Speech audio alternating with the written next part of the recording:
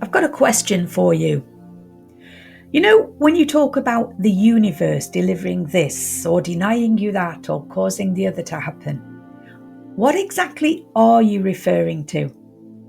Is it this vast, apparently endless physical universe that is home to our planet, otherwise known as the cosmos?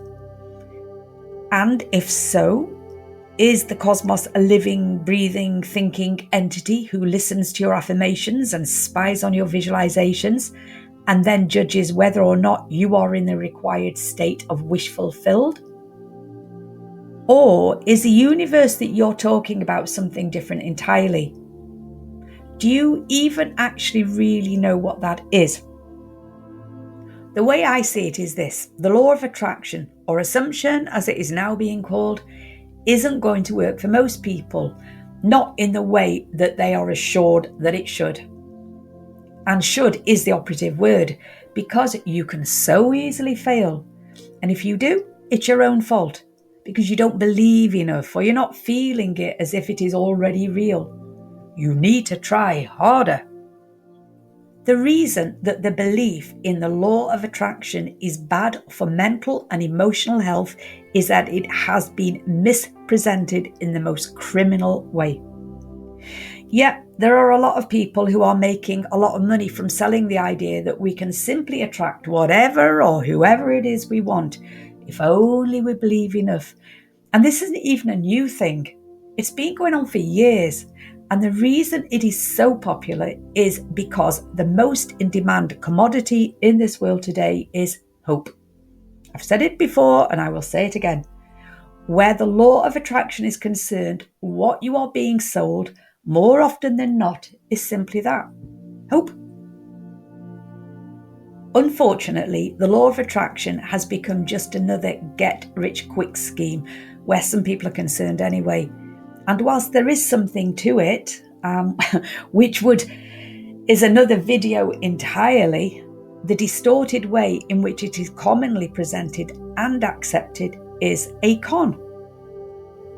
Let's face it, if it has always really been that easy to quote unquote manifest, how come so many people are still desperately struggling? And how come the idea of the law of attraction is still drawing in the crowds?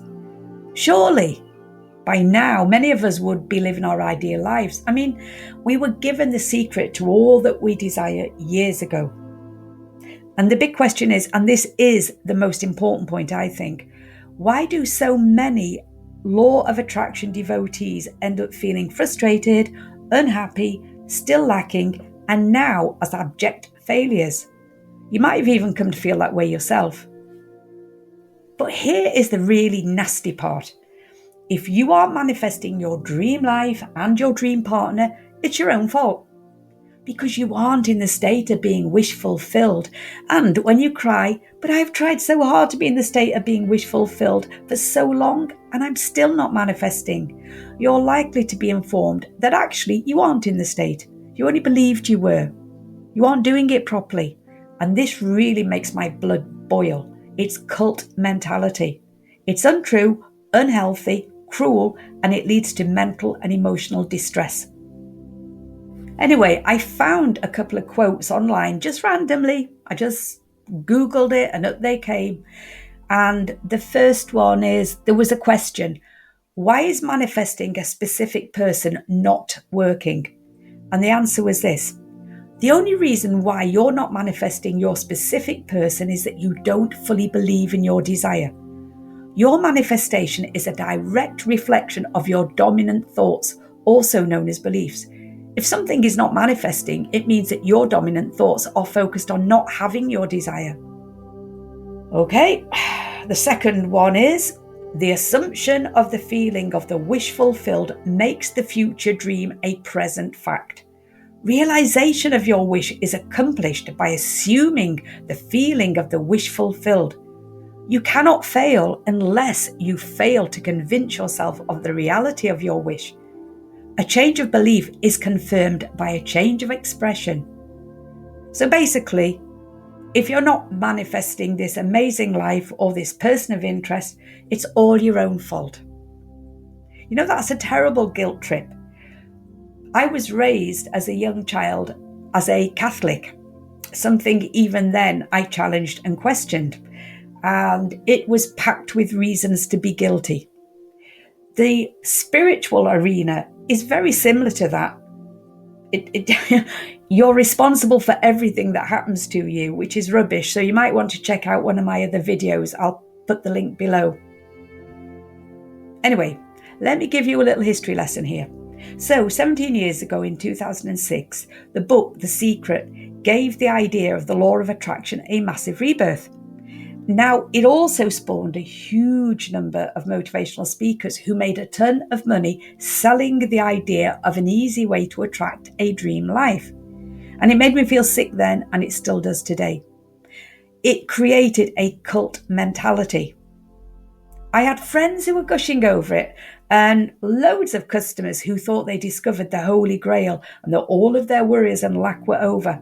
People were saying to me left, right and centre, "Oh, have you seen this new book? Oh, have you read this new book? It's amazing." Until they failed. And fail they did. Until they wondered what on earth they were doing wrong.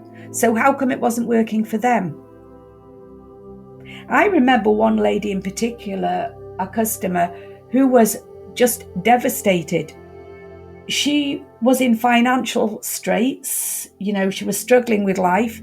She'd read the book The Secret, and for a while she had this massive hope she could turn her life around. It was all going to be different. And now, not only was it not different in the way she wanted, it was actually worse. But on top of that, she felt like a failure because all of these other people, they'd assured her that it had worked for them. I mean, look how well they were doing. Yeah, as motivational speakers, motivating other people to believe what they wanted them to believe. It was heartbreaking. And I saw that over and over again. They would ask, well, why isn't it working for me? What am I doing wrong? Now, most of those who featured in the film, as I've already said, were motivational speakers and writers. And throughout the 80s, 90s and the 2000s, motivational anything was in massive demand. I mean, I was one of those people who listened to everything I could get my hands on. But, as the years go by, you take a lot from it, but then you start to also sift the wheat from the chaff and realize, the reality of the situation. But anyway, that big fad sort of faded out. It didn't die a death, but it faded out as we went through the 2000s. And it just so happened that at that time, some people were in a perfect position to jump on the galloping bandwagon when it started rolling. So make no bones about it, they didn't simply think positively and visualize, and wealth and success showed up. They made their wealth by selling a concept, which is fine in a capitalist society, except when that concept is a lie or at least a distortion. And a couple of the cast members have since been in pretty big trouble, and one has even admitted on a podcast that the law of attraction won't work for most people. But that book and that film were responsible for what is still going on now. And the funny thing is, the big names aren't even banging on about the law of attraction anymore. Well, most of them aren't anyway. They've moved on from that title. It's now only the wannabes who are currently flogging it. And we have a whole new naive generation that weren't even around when The Secret was the thing. And it's going to keep on happening. There will be a lull. And then the next band of LOA experts will emerge, selling to a new, fresh, as yet unjaded audience. And most of them are going to end up feeling like a failure. And the latest fad is to use the law to attract a POI, person of interest, or to lure an ex back, as if free will only applies to us and not them. And those who are promoting this idea assure us that they themselves manifested their partner using the law. But if you think about it, does that mean that all of the billions of people throughout time who have become romantically involved all manifested their other halves, be they good, bad or indifferent? And did every partner we've ever had manifest us? Or are we just going through life taking whatever randomly shows up until we decide to switch on the law of attraction in order to guarantee getting what we want rather than what we don't want? Is it only those who can figure that out who can have everything they want with little effort at all? I mean, how entitled is that? How lazy is that? How non-creative is that? How could we evolve and grow that way? And if it is as real and genuine as they insist in the way in which they promote it, why aren't we seeing law of attraction experts like missionaries teaching those in war-torn and poverty-stricken countries how to create a safe and abundant life for themselves? Wouldn't that be the perfect solution to all of humankind's ills and lack? The bottom line is, it's all a lot more complicated than that. There is fate to take into account, which is a biggie, and free will, and the fact that an important part of the purpose of life in this physical world is to grow in consciousness and awareness. We don't attract, we align with. And all alignment is connected to the current reality of our inner world, where our true current self is always to be found. Our energetic vibration emanates from within, and we can outwardly project anything we want, but it is what we actually believe and feel to be true within ourselves that wields the power. But the thing is, we have a whole lifetime in which to learn and develop and change. What we align with now will not be what we align with next year, in 10 years or 50 years, because we will have changed, we will have grown. We're supposed to earn our stripes, metaphorically speaking, at least where the big stuff is concerned. Yes, we can more easily align with the small stuff. A brown cardigan, a cheesecake, a pair of trainers, and these are actual examples. But a lot of what you are told by those who have a vested interest in you buying into what they have to say is, at the very least, embellished, and at the worst, a downright lie. How are you supposed to know what it feels like to have a wealthy life if you've been short of money all your life? Some people, when they were growing up, were not taught how to be happy. They were not around happy people. There was little happiness. How easy is it to just simply imagine it and believe it? If we've never been in a genuinely loving romantic relationship up to this point in our life, how easy is it to just imagine it and see it as real and feel it's here and present? These are things that take time. We have to have experience in order to be able to grow into that place. It's unreasonable to ask somebody who has never experienced something before, who has only ever experienced hardship or only ever experienced heartache in relationships. They've repeated patterns, they've attracted the same kind of situation, the same kind of person again and again. They're still in the process of learning. It's unreasonable and unrealistic to expect somebody to be able to just feel something and believe that it's true until life allows them to grow into that place through the experiences that they have. So stop looking for easy in this life. Work on becoming the best, strongest, and most conscious version of yourself every single day. It might be that you need to have several romantic relationships over a period of time in order to reach the point of alignment with one that is mature and mutually supportive with long-term potential. You might need to improve your relationship with money and opportunity in order to become more comfortable and stable, and that can take time, and I know from experience. You might need to educate yourself further in order for your potential to reveal itself, or for you to figure out what it is you really want to do. You might simply need to grow up and see life a little less idealistically, which is an opportunity available to everyone, by the way. So protect your mental and emotional health by not buying into the sales pitch that is the law of attraction. Instead, become more aware of what you might need to work on right now in order to get closer to where you really want to be.